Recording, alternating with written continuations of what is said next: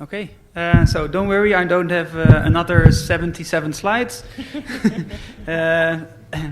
And Julia already touched upon two of the three examples I'm going to mention, so I can be really, really brief. So, and here's a shout out to a book that has been published earlier this month.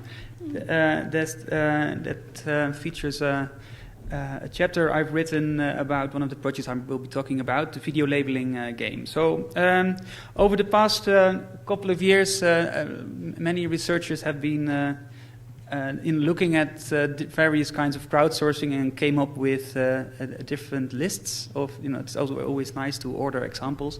And so this is the list that a colleague of mine, Laura Arroyo, and myself came up with.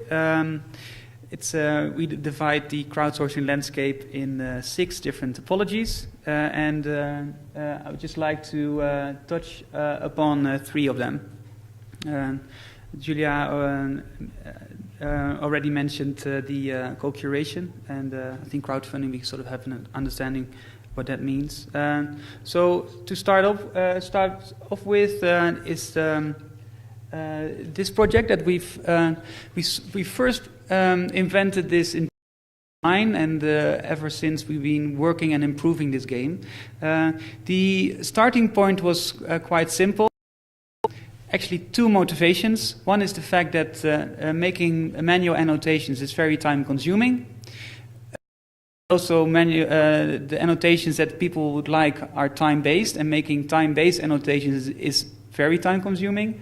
The second motivation is the fact that if we look at our query logs and compare them with the annotations that we deliver, so the vocabulary that is used by our professional catalogers, there is a discrepancy. So you have this semantic to fill. So how to fill it? Invite the audience to create their own annotations. Around 2008, 2009, Google came up with the so-called ESP game, where this was this game where you went online and start annotating images. And when the idea is that you go to this website, you see an image, you start typing away what you see. And if there's a mutual agreement with the other player, that can be somebody that is also online, or it can be somebody that's it can also be recorded sessions, you get points. So it's very straightforward, and we decided to create a sort of ESP game, but for moving images.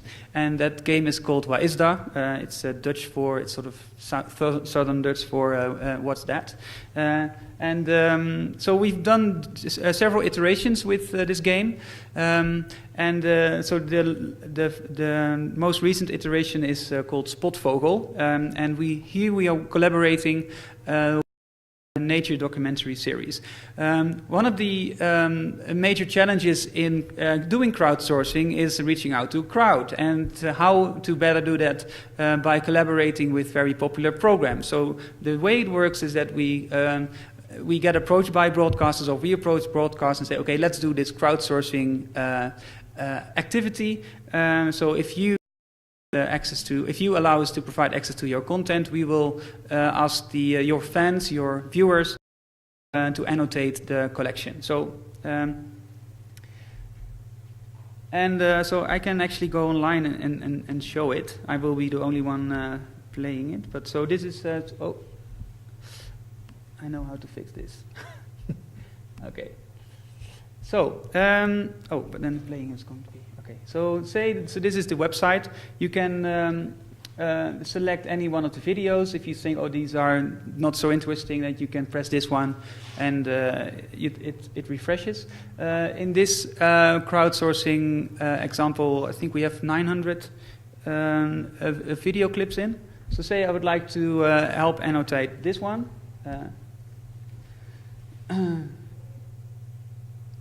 So, okay, here we go. It starts playing, game starts. Okay, so there's a B. Well, I will annotate in Dutch, because otherwise there's no way I can. Okay, bij. Bij ijsvogel. And a grass.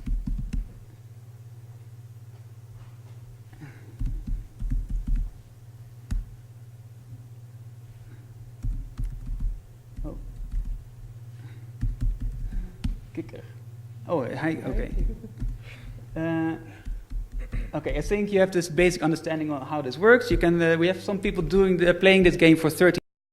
And we phone them up and ask, okay, why did you do this? And then the answer was, well, and there was a prize. We gave away it. So in 1 week we gave away a puzzle. So there was somebody working, doing this work, and well, he did earn the puzzle. So that's nice for him. But the interesting thing, there's also some smart semantics. Because we assign more points if the term is more specific. So if it's a bird, you get, say, 50 points. But if in this case I say this specific species, then you get bonus points. Also, if you manage to get, say, 5 different kinds of reptiles, you get a badge. You're sort of the reptile king. And if you get 10, you get more. So we get all this labor for free, which is really nice. And we also... yeah, and it's also a nice way of, obviously, for the archive to reach out to their users. We're now integrating the tags in our catalog. Obviously, we do some quality checks. We first thought that we should only include the terms when there was mutual agreement of, say, 3 or 4 times. But actually, it turns out that we can easily add all the terms. So there was a lot of evaluation about the quality of the terms. Let's close this one. Okay. And also we found out that doing these evaluation quality, that searching only the user-generated text yielded better results than using the other types of metadata provided by the archive. Okay. So Julia already mentioned the next project, the amateur film platform, where we crowdsource amateur film filmed on videotape. And the interesting thing here is that we actually just let this one play. So also here we needed to think about a campaign because the crowdsourcing works better if there's a sort of fixed end goal, and the end goal in this case was there was a jubilee for the royal family, and so we thought, well, why don't we go around the Netherlands and having different sort of content video gathering days. Of people making recordings of the royal family, edit it together into a new work, into a sort of documentary, and circulate this in the biggest, in collaboration with the biggest newspaper of the Netherlands, the Telegraaf. It has a circulation of I think over 1 million. So this is actually what we've done. We did these roadshows. And so we ended up with a DVD, and that was then distributed. So it was nice because we started collecting, and then we give back to the audience. And next to so this was the sort of campaign, but all the images all the amateur film is also published online on the amateur film platform. And then the third example of contextualization is the Europeana Collection Days. Maybe I would like to... do we have sound? Yeah. This is better with sound. Is Europe's multilingual digital library, museum and archive available worldwide online. Europeana already gives people the chance to discover Europe's rich cultural heritage. It provides an instant doorway to millions of digitized books, paintings, films from national collections. Now Europeana is taking a new step to bring Europe's shared heritage alive by inviting people across the EU to put their own history online. Family history roadshows, which invite people to share family stories and memorabilia from the First World War, have already been held in Germany, Luxembourg, Ireland, Denmark, the UK and Slovenia. The roadshows have been hugely successful, attracting large crowds of people, each with a story to tell. Stories that can cross generations.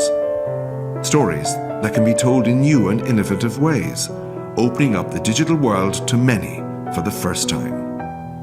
The material that we collect will be used by students and by teachers and by researchers.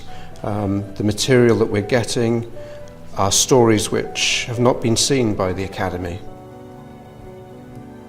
Family history finds its place in Europe's shared history, making the past relevant to today, connecting us across time and borders.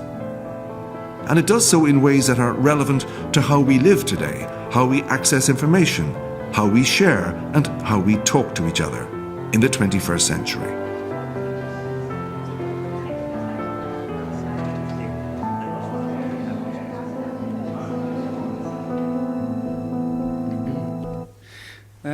So I think the interesting thing about the roadshows in connection to this pan-European initiative Europeana is the fact that obviously the First World War was played out in many European countries.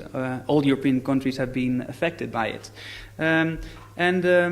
So this has been going on now for a couple of years, and the amount of objects that have been photographed in these days is really impressive. So all kinds of objects, as you saw on the video, are being photographed, like from helmets to diaries to paintings, you name it. So how is this now being